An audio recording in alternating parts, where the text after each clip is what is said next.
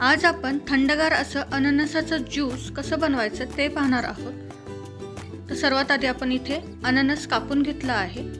चवीने गोड असलेलं आणि कलरने छान पिवळसर असलेलं अननस मी इथे घेतलं आहे। हे अर्धी वाटी मी याचे तुकडे करून घेतले आहेत। यानंतर हे डायरेक्ट आपल्याला मिक्सरच्या भांड्यामध्ये घालायचं आहे।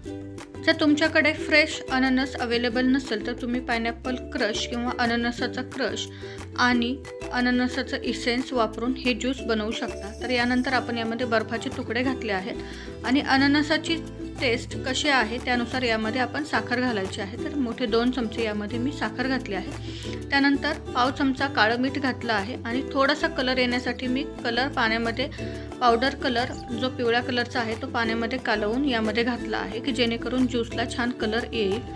जर तुम्हाला आवडत नसेल तर कलर नाही घातलं तरी चालेल।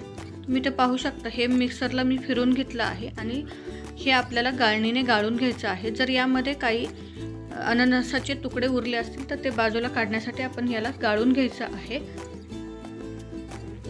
तर हे छान प्रकारे आपण गाळून घेतले। तुम्ही ते पाहू शकता। या चाळणीवर जो वरचा क्रश आहे तो उरलेला आहे। हे अननसाचे तुकडे आपण बाजूला काढणार आहोत आणि तयार झाले आपलं हे अननसाचं ज्यूस।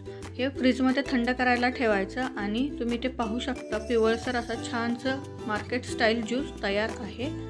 पुन्हा भेटूयात अशाच एका छानशा रेसिपीसोबत। व्हिडिओ शेवटपर्यंत पाहिल्याबद्दल धन्यवाद।